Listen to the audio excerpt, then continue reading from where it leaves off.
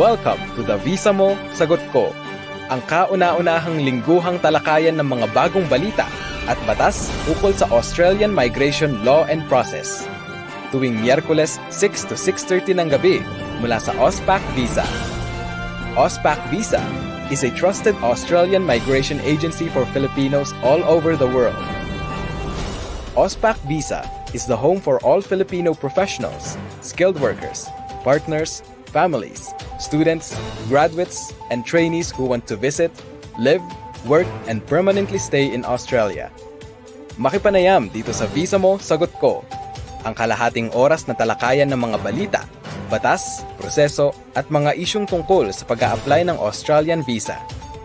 Kasama niyo po si Teresa Cardona, Director, Lawyer at Registered Migration Agent mula sa Auspac Visa sa Brisbane, Australia. Paalala lang po na ang mga talakayan at mga impormasyong mababanggit sa programang ito ay sa pawang mga impormasyon lamang at hindi payong legal at hindi rin at walang kinalaman sa mga personal at natatanging sitwasyon ng mga nanonood at nakikinig. Ang Australian Immigration Law ay madalas na nagbabago kung kaya't makabubuti na ugaliing magsayasat at humingi ng payong akma sa inyong pansariling pangangailangan. At ngayon, live mula sa Brisbane, Australia, ang inyong host at tagapagtalakay ng mga balita, issue, batas at proseso na nauukol sa Australian Migration and Visa Application, Teresa Cardona, Director, Lawyer, and Registered Migration Agent from Auspac Visa.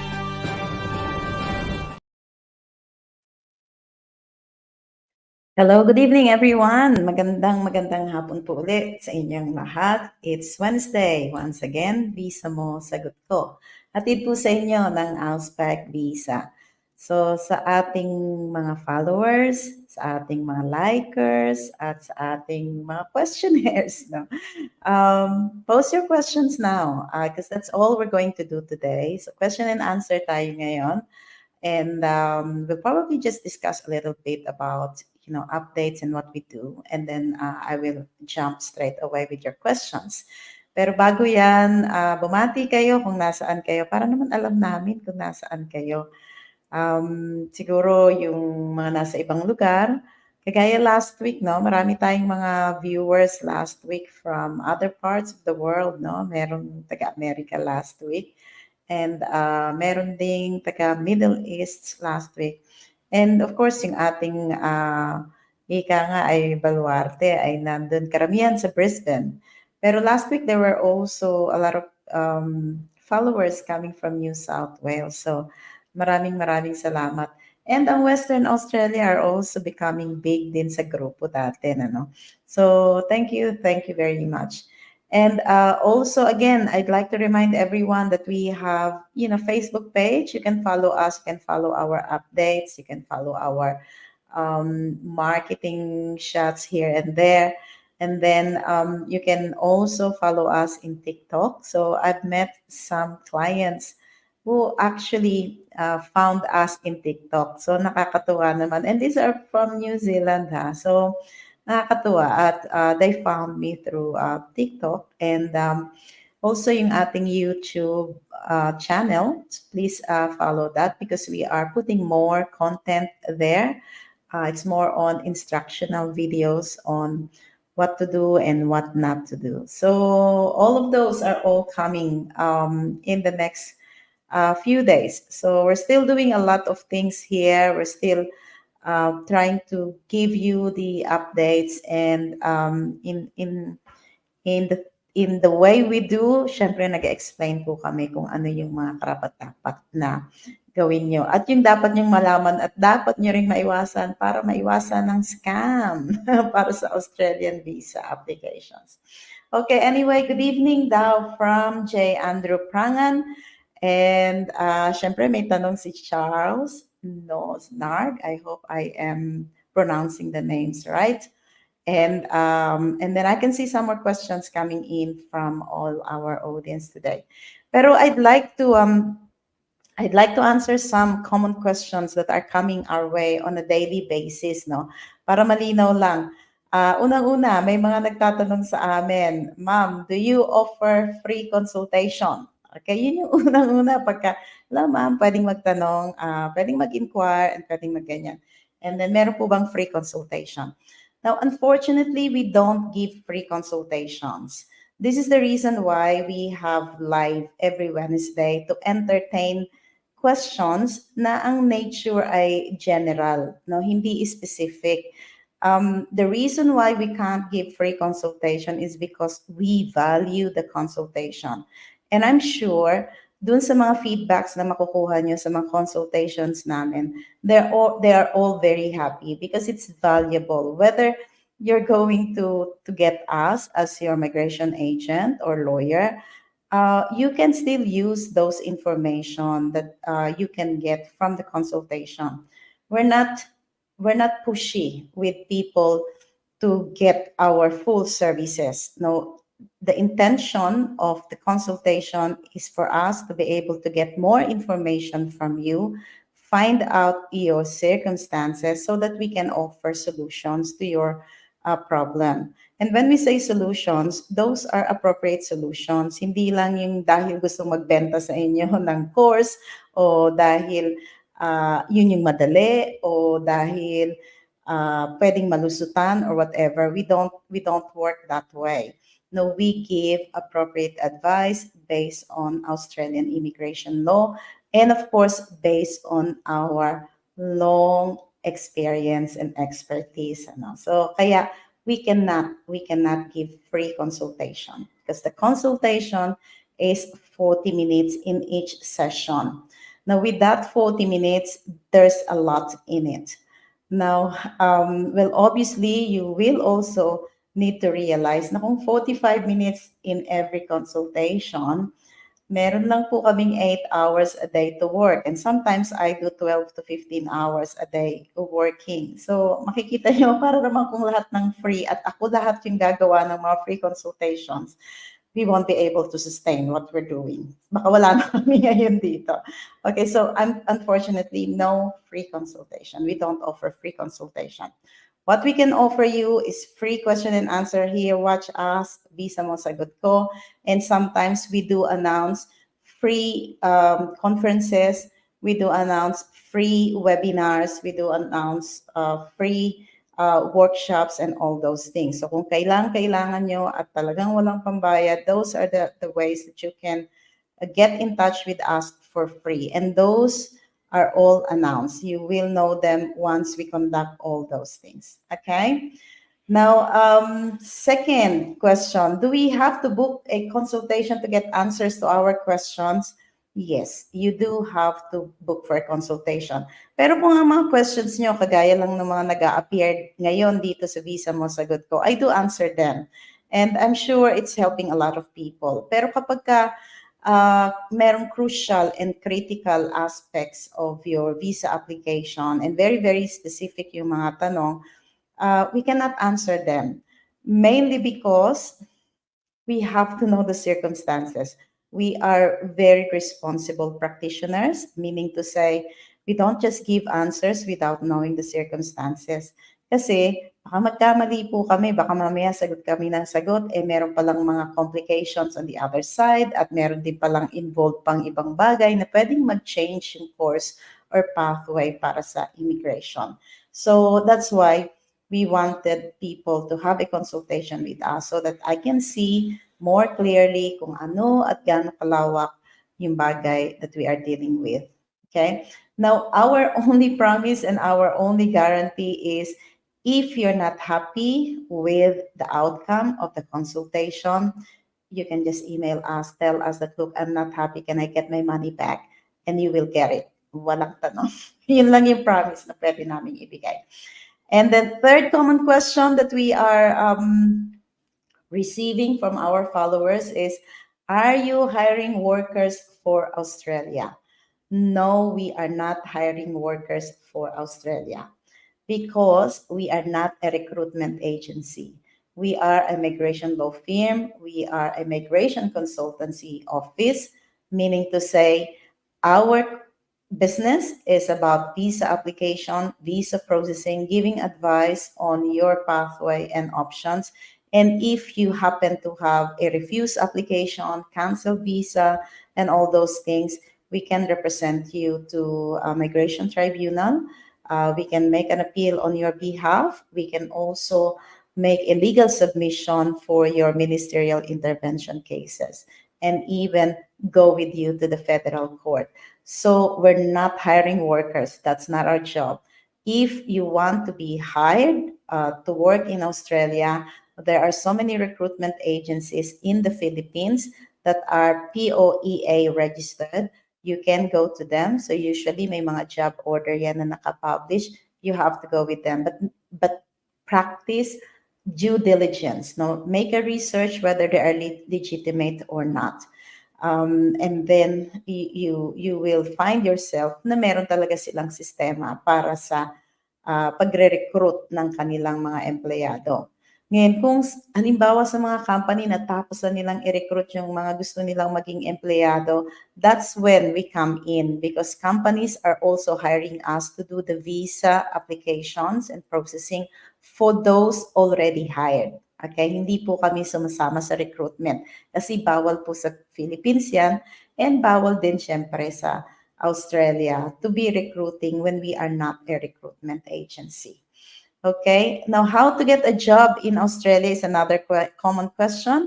I always say this, how to get a job in Australia, pwede POEA, that's one, because may mga job orders, and pwede rin naman direct hiring. When I say direct hiring, yung mismong employer sa Australia, kilala kayo at hina-hire kayo para magtrabaho dun sa company nila. Or you can also go through advertised positions in Australia. I always tell my clients and the listeners to always go to Australian job website. Yung website natin, Cara, paki-post yung link ng website na iyan. Yung workforceaustralia.gov.au. So puntahan niyo yon kasi most of the employers looking for foreign employees, they do advertise the positions there. And because that is also a part of the requirement ng visa application. Okay? So, doon, yun yung mga pwede nyong gawin. So, kagaya ng sabi ko, because merong mga ganoon on how to get a job in Australia, pwedeng POEA accredited recruitment agency in the Philippines. And then pwede rin naman yung direct hire, pwede rin naman yung workforceaustralia.gov.au. Yung dalawa, yung direct hire at workforce.gov.au, pwede yun sineserve po namin yon. Pero hindi na kami part ng recruitment. The recruitment will be in the HR of the Australian company. Sila yung nagpo-process nun. Kaya lang, pag na-recruit na nila, nabigyan na nila ng letter of offer yung kanilang empleyado na gustong kunin, doon lang kami pumapasok only to do the visa application. Okay? But in some instances, meron kaming mga employers looking for workers in Australia. Now, in that case, we post them. We post the positions that they are after, but we don't intervene with the outcome. We just quickly pass resumes that you have to the employer and bahala yung employer na mag-screening. Wala kaming say doon. We only use our platform in order to get a job for those people and then in order for us to do the visa application. Bawal po sa amin yung pumasok sa recruitment because that's not our line of practice. Also, another common question is how to get a working visa for Australia. Again, how to get a working visa for Australia, different ways. No, the most common is SAT+plus 482. And this is what I'm saying. Kung meron na kayong employer, nabigyan na kayo ng letter of employment or letter of offer of employment, then you can start doing the work visa to Australia. There are so many visas that are available for employer sponsorship, right? So we have the SAT+plus 482. There's also a SAT+plus 494 in the regional area. There's also a SAT+plus 186 that is a PR application for employer nomination scheme. No? So doon yung area na yon. Also, yung mga iba naman gustong magtrabaho sa Australia at gustong maging residente ng Australia, then of course you can use your skill, no, based on the skill points test, no. So nandiyan yung SAT+plus 190, subclass 189, and subclass 491. Yung iba naman na mga bata pa at eligible naman na mag-aral sa Australia, they can always go through student visa, right? Because sa student visa, lagi po yang merong work rights. Lagi siyang merong 48 hours a fortnight work rights. So, maganda yon, no? So, yun, yung pwede nyo gawin para kayo ay makatrabaho sa Australia. Working rights, they come into all different visa subclasses. Pero work visa, it can only be a 482, 186, and a 494 visa. Okay. Now, what are the services you offer? Ito, again, visa applications po kami, visa processing, appeals, go to the federal court kung merong refusal, merong cancellation, and then represent you to in ministerial intervention. No? Pero when it comes to visa subclasses, we're doing all of them for Filipinos. So we are trying to specialize with Filipino clients. No? So hindi po kami masyadong tumatanggap ng ibang nationalities. So mainly Filipinos po kami. So we are doing, ayan, nakapost kung ano-ano yung mga services na ginagawa namin. So we're doing family visas. Family visas would go with partner visa, parent visa, child visa, fiance visa. So we're also doing those things. And more recently, we have a lot of care visa applications for whatever reason dumagsa yung mga nangangailangan ng mga carers. No, carer visa is a family visa. Hindi po yan working visa ha. Huwag kayong mako-confuse. Kasi yung iba, kunin ko yung aking pamangkin para magtrabaho dito and be my carer. Hindi po ganoon. Walang ganoon. Kung gustong mag-alaga sa inyo, mag-aalaga lang sa inyo. Hindi pinag-uusapan yung pera. Walang sweldo po yun. Bahala na lang yung kamag-anak nyo kung bibigyan kayo ng sweldo or kung ma-approve yung inyong care visa, then you can apply for care pension or care allowance. So yun, pwede rin sigurong matreat yun as your allowance. Pero hindi pinag-uusapan yung work na iba po iyon. Care visa is a family visa. Now, another one is student visa. So we're doing student visa from school admission, even before school admission. Andun kami kasama nyo sa pagpili ng mga eskwelahan. Because we are not like other education agency na nakafocus lang sa iisang college. Kumbaga, kahit na hindi yun yung gusto mong course, pero dahil sila ay agent ng isang college, puro yung college na yun ang ibibigay sa inyo kahit na hindi na appropriate. We're not like that. We are connected with almost all of the universities around Australia and colleges, international colleges around Australia. TAFE colleges, we're also doing them because we are in partnership with them. So hindi po kami namimili at hindi kami ano tawag doon? Yung namimilit na doon ka sa eskwelahan na yon because there's a huge choices for you to choose your university kung saan kayo magiging magaling. Okay? And also, anong kasama dun sa student visa? Maraming nagtatanong, gagawa po ba kayo ng GTE para sa amin?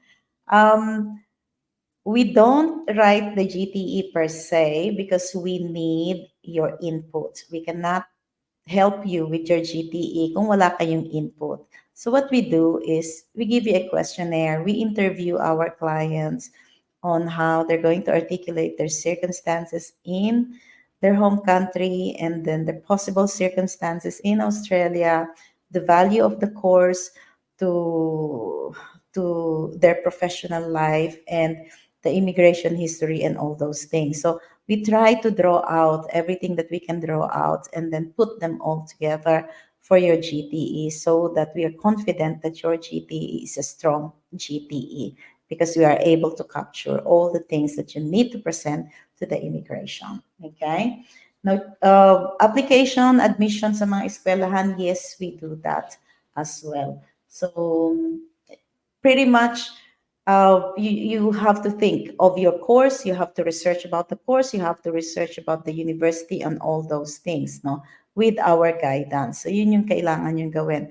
Because the last thing that we want is to enroll someone who doesn't even care what course they're going to get in Australia, what conditions will be imposed on their visa. So yun yung last thing na pwede namin gawin because we want our students to succeed. And we believe na getting the correct information, researching about the course that you're going to take, those are the best keys that you're going to have to indicate that you can be successful in Australia. Pag niyo pong ipapaubaya dun sa mga gumagawa ng mga papeles nyo. Tapos pag nagkaroon ng problema, sasabihin nyo, ewan ko ba dun sa agent namin kung anong ginawa sa aming application. Because that's irresponsibility. So kahit na magaling yung agent yung magpalusot, you have to be involved. You have to know what's going on. Because when it bites back, you have to know where you stand. You have to know your position. Okay? And then we also do employer sponsorship. As you can see, we have a lot of visa grants for the 482, 494, and 186. I think just for this year alone, we've done around 500 visa application for the 494, 482, and the one, not including the 186. The 186 probably around 200. So yung area na yan, medyo busy kami because we are contracted by the companies to do the visa application for the 482s and the 494. And then skilled migration, yeah, that's a big part of our job. Skilled migration, yung mga nagpo-points, nag-EOI, skill select, and then humihingi ng sponsorship from the state, humihingi ng sponsorship from the regional area, and sometimes yung kanilang skills assessment para sa iba't ibang skilling authority, including the Australian Computer Society, VITASES, ANMAC, the Leadership and Management Skilling Authority, EA, Engineers Australia, and the TRA is another one, the Trades Recognition Australia. So those things. So we do all the skills assessment for all those different occupational skills. And then we also do a lot of tourist visas. No? Kasi tourist visa, that's their, parang springboard nila yan to be able to come to Australia and then do whatever they can do while on shore. So tourist visa, we're very, very happy with the outcome of all our tourist visa applications. And I'm pretty sure that all our clients are very happy, including those tourist visa applicants who have been refused twice or three times. And then when we handle it, we got them all approved, multiple entry, 1 year, 3 months in each arrival. So that's really something that's really good. And then support services that we can do. When you are our client, you ask for our help, we don't turn back on you. So kahit natapos na yung aming serbisyo para dun sa particular visa, kung nagkaroon kayo ng issues, nagkaroon kayo ng problema, just give me a ring or send me an email. I need your help. And we usually come there to support you and to represent you. Kasi minsan, especially sa mga student visa holders, minsan hindi nila alam yung mga gagawin nila, may nangyari sa kanila sa eskwelahan. We can always talk to your school and represent whatever venting that you need to do in order to get a fair result and fair outcome. No? Because we want our students to succeed in Australia. Okay, so those are the visa classes that we do. Now, refusal, cancellation, come to us if you need a representation in the tribunal because we are, 100% approval or reversion. Ibig sabihin ng reversion or remit, binabalik dahil naipanalo mo sa AAT, binabalik sa department for them to make the rightful decision because they made a mistake, which was pointed out in the tribunal if you were represented by someone like us. Okay, so let's go to your questions. Mukhang marami na yung questions. Okay, so let's do this. Right. From J. Andrew Prangan. Good evening po. Iniisip ko po mag-transition na mag-aral ng aged care pero ang hirap pong maghanap ng employer o sponsor na pumirma ng labor agreement. Meron po ba sa Queensland? Okay, now that is the problem with labor agreement. No, you can't find out who these employers are that are signatory. No? So the only indication we have, those companies published in the website by the Department of Immigration and Home Affairs, or Department of Home Affairs, sorry. So, in other words, go to labor agreement. When you search the website, just go to labor agreement, say 482 labor agreement or 482 DAMA. Then it will show all the different links of those companies that has labor agreement in place. Pero yes, I will agree with you. You have to actually check them one by one in order for you to find out whether they are sponsoring or not sponsoring for a carer like you. Okay. Charles Nosnard. Ma'am, may tanong po ako tungkol sa 482 visa medium stream. Pwede po ba nakunin ko yung pamilya ko sa visa na ito? I have a 17 years old and 11-year-old kids. Ano po ba ang kailangan na requirements? Yes, you can get your family under the 482 medium stream, but you will have to ask your employer to support your application. Without the support, without the extension of sponsorship of your employer, you won't be able to make an application for them. So I think your first stop is ask your employer, tell them that you wanted your family to be here in Australia because you need the family support, and ask for the extension of sponsorship. Once you have the extension of sponsorship letter, you come to us, we should be able to do your 482 subsequent entrant visa for your 17 years old and 11-year-old kid, as well as maybe the wife din, ano, kasama. That is possible. But I'd like to highlight there that employers have their own policies as well for the subsequent entrant. Some of them are quite okay to extend the sponsorship after 3 months of you commencing your position. No? Yung iba naman, you have to wait 6 months before you can get your family. Yung iba naman, you have to wait for 9 months before you can get your family. So, kung gusto mong malaman, then you will have to ask your HR o kaya naman yung employer mo, so that at least you can prepare and meron kang correct expectations on what's going to happen next. Okay? Okay, Lester Quejada. Nurse po ako dito sa Australia with TSS visa. How soon po pwedeng maging PR? 3 years at the moment. So TSS 482 going to subclass 186 ENS. That will require at least 3 years working for your current employer. Okay. RC Cristobal Simbaco. Hello po, attorney. I'm currently living and working here in Warrnambool regional area in Victoria. I just want to know if possible po ba ang mag-apply ako ng visa 491, family sponsored, since I have my sister here too. Sa kanya po ako nagstay and she is a PR too. One more thing, currently po, I'm taking Certificate 4 of Kitchen Management and Diploma of Hospitality Management. Okay po ba na mag-work ko now ay hotel receptionist? Makakatulong po ba ang work experience na ito soon kapag nag-apply ng visa? Okay, so there's a lot in there.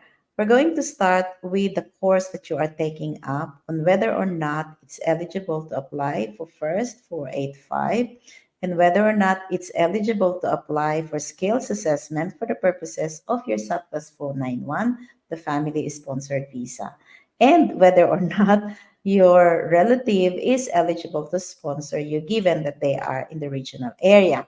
Okay, dun sa una, it appears that Certificate 4, Kitchen Management, Diploma of Hospitality Management, pag matapos mo yan, then you will become a chef. Now, chef is on the list of the nominated occupations that you can choose in MLT SSL. So meaning to say, nasa listahan yung pagiging chef. But before you can actually be recognized as a chef, you need to go or pass through the requirements of the Trades Recognition Australia. So, namely, the Job Ready program. Now, the Job Ready program has 4 steps. No? So, step 1, 2, 3, and 4. You have to complete that in order to get a full assessment as a chef. That assessment will take a year for you to complete. And even more kasi merong waiting time sa processing ng Trades Recognition Australia. You can do that as soon as you get your 485 visa, or kahit naka-bridging visa A ka pa lang, connected to your 485, you can do your TRA Job Ready program para hindi ka gahuli ng oras. Ngayon, once you have that skills assessment and once you have that English, once you pass the EOI points test over 65 and your family is still living in the regional area, yes, they can sponsor you on a family-sponsored 491 visa, but it will still have to go through Skill Select or EOI, which means to say that you can only approach the family sponsored visa application when you get an invitation from the department. Okay? Libang Alona. Caregiver po ako dito sa Israel. Ano po ang magandang way para makapunta po dyan? 9 years po na caregiver. Okay, unfortunately, we don't have a caregiver, item in the occupation lists. No, merong item ang caregiver para sa dama, a very, very selected one. So, yung tanong kanina, that's very relevant, yung unang-unang tanong, saan makakakuha ng employer? And that will also be your dilemma. You will need to find that employer na laging nasa news na sinasabing marami, which mahirap namang hanapin. So, ganoon, hanap ka ng employer and hopefully you get the eligibility, as in you have the qualification required to become a carer. You have the employer willing to sponsor you in the designated area under labor agreement, then maybe you can. I will not suggest anymore the student visa because it doesn't have any graduate visa pathway and it doesn't have a permanent visa pathway. Okay. Yes. Next one. Rocky Madno. I don't know how to pronounce the surname, but good day, madam. Tanong lang po, attorney, pwede po ba i-cancel ng employer yung PR-187 kahit na lodge na ginawa na po kasing panakot ng employer sa amin na i-cancel yung visa nomination? Salamat po, attorney. Unfortunately, yes, they can withdraw their nomination. They can cancel their nomination even if it was already approved. No, so and that's good for 186, 187, and 494 visa. So ibig sabihin, kahit na approve na yung nomination, pero hindi pa na-approve yung visa application mo, nakapending pa rin, tapos biglang sinabi ng employer, ay ayaw ko na, kakancelin ko na to. Walang magagawa doon. Kaya hindi ka pwede ring umalis hangga't hindi lumalabas yung visa, no? Kasi hindi ma-approve kung wala ka dun sa employer na nagtatrabaho. Now, kung merong pananakot from employer, depende, no? Meron tayong Fair Work Australia. Very, very easy to make a complaint if you think that they've been unfair to you, merong mga unfair labor practices. Don't be afraid because nandiyan po yung sistema na yan naka-in place to actually help those people who are being exploited or who are being unfairly treated. No? So try to go there and you will definitely get an immediate help from them. Kasi meron ding sponsorship obligation that they have to maintain, that they have to observe. So if something like this happen and you think merong violations sa inyong labor rights, go ahead and make a complaint. And Workforce Australia is also going to ensure na yung visa aspect of your situation is also protected in that way. Okay, so next one. Delson John Herrera Bonifacio. Hi, attorney. Tanong ko lang po, onshore student visa, mas okay po ba na wala akong i-declare na may dependent ako sa Pinas? Makaka-apekto po ba ito sa visa approval? But planning to bring them here in Australia after finishing my studies and apply for 485.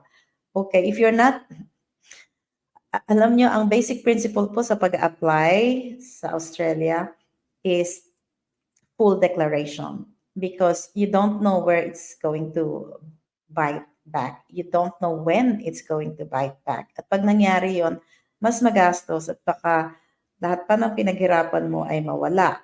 So, meaning to say, yung tanong mo, ide-declare nyo ba yung dependent nyo sa Philippines? Kung meron kang dependent, yes, you have to declare that. Pero anong epekto sa student visa application? Well, of course, the financial capacity. Because if you declare someone na kapamilya mo, you need to support that. So, I think last week, I have explained kung ano yung mga financial requirements kung habang nadadagdagan yung applicant. Syempre, tumataas din yung financial capacity evidence. Especially nowadays, no? Kasi nagre-require yung mga case officer ng financial capacity evidence. So, lalaki yon kasi meron kang dineclare na dependent. Maliit yun kung wala kang dineclare na dependent.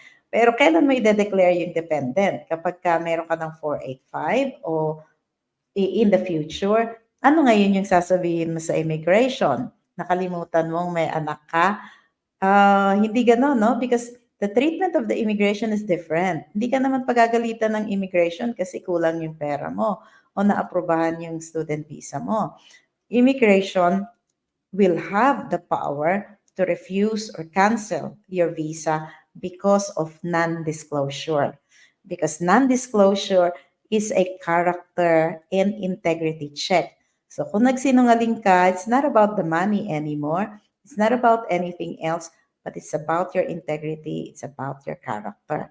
And you're giving them the power to refuse or cancel your visa under public interest criteria 4020. So don't do it. So you just have to be truthful with your application. Okay. Or otherwise, be prepared not to get them in the future because it's messy. It's really messy.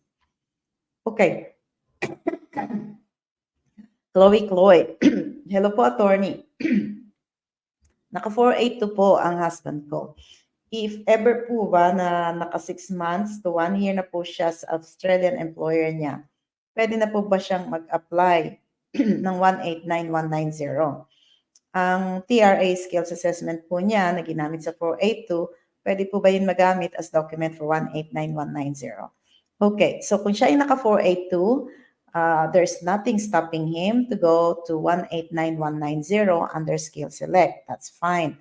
Pero yung skills assessment na ginamit sa 482, especially kung TRA, which you mentioned, Trades Recognition Australia, you've got to look if that skill assessment is recognized for full migration application. Okay, so baka hindi. Then you will need to get a new skills assessment for him for the purposes of 189 and 190, not the 482, because it has a different skill assessment procedure. Okay. RC Cristobal Simbaco. Ma'am, can I apply for my sister's citizenship? Like no agent needed na? Up to you, yeah, of course. Marami naman gumagawa ng ganon. You can even apply for any other type of visa. But of course, you have to shoulder all the consequences of that. But yes, you can. I am done with the application forms na po. Isasubmit na lang. It's just confusing lang if we are allowed ba to do it on our own. Thanks po. Yes, you are allowed to do it. Yeah, no one is stopping you. But I can't answer if you can do it correctly or not. But as I've said, the obligations are on you. Okay. Yep. Queen Dam. Hi, I'm on a 482 visa, still offshore. I have changed employer, but haven't actually started with the first one. I informed the first employer via email that I'm not pushing through with them because another employer is willing to sponsor me. If the first employer didn't respond to me at all, would there be a problem on my end if I start working with the second employer? Noting that all paperwork, transfer of nomination of the second employer are already approved. Okay, if the nomination with the second employer is already approved and your visa application is already approved based on the employer mentioned, it's okay. You can do that. No, no problem at all. Ang problem lang dyan is, of course, labor matters. No, it's probably not visa matters, but it's labor problem. It depends on whatever you signed with them. And of course, it's not only labor problem, but also the contractual problem kasi meron kayong sinainan na contract and merong reliance na ibinigay sa iyo yung unang employer and gumastos sila para sa recruitment process, gumastos pa sila para sa labor market testing, and sa selection criteria processes, gumastos din sila. They spent a lot of time to get you and then suddenly mawawala lahat yon.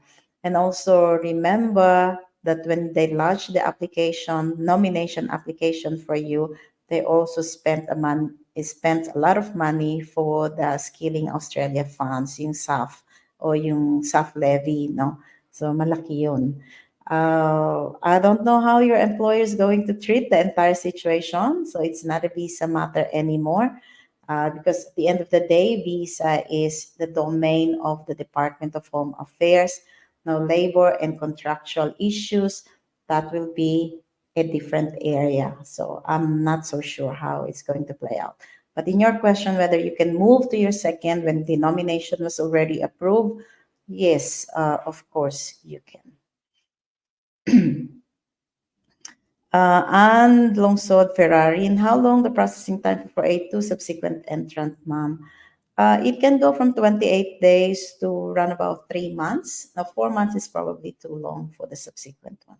We have just done one family. It took 3 weeks for the application to be approved. Okay, so I think that's all. Kara, ask ko lang po regarding sa partner visa. Kailangan po ba na complete po talaga yung 1 year na pagsasama para sa de facto? Para po kasi ang hirap makakuha ng 1 year tourist visa. Yes, I agree. Mahirap makakuha ng 1 year tourist visa. But that is the requirement that you have to be living together for 1 year. You can waive that requirement. You come to us and we should be able to help you. Yep. So yeah, sa de facto, importanteng kompletong-kompleto yung 12 months or the waiver.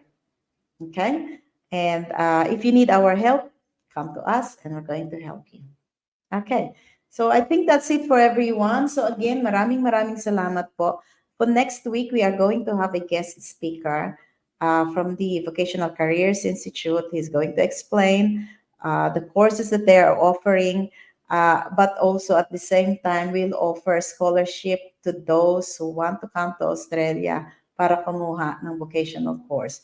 So I think he will be giving away 2,500 worth of scholarship para sa mga mag-enroll for a certain period of time. And I'd like to bring it to you so that you don't miss the opportunity because we can help you to get into this college. Okay, so that will be next week. We're going to look at vocational programs for student visa applications. And we have a guest that has run about 2,500 scholarship grants. So make sure that you'll be here on Wednesday. So again, this is Teresa Cardona, the principal lawyer and RMA from Auspac Visa. Ito po ay visa mo, sagot ko, hatid po sa inyo ng Auspac Visa. See you on Wednesday, 6 to 6:30. Bye! Australia, the land of opportunity, natural beauty, and endless possibilities. If you ever dreamed of calling Australia your home, Auspac Visa is here to make that dream a reality. At Auspac Visa, we specialize in helping Filipinos secure the Australian visa they need. Our team of experienced immigration experts is here to guide you every step of the way. From visa applications to paperwork, we handle it all. You can focus on planning your new life down under. And when the time comes, we'll be there with you as you take the oath and become an Australian citizen. Join the thousands of satisfied clients who have made their dreams come true with Auspac Visa. Australia is waiting for you. Contact Auspac Visa today and start your journey towards a brighter future. Auspac Visa, your trusted immigration law services. Call us today or visit our website to schedule your consultation.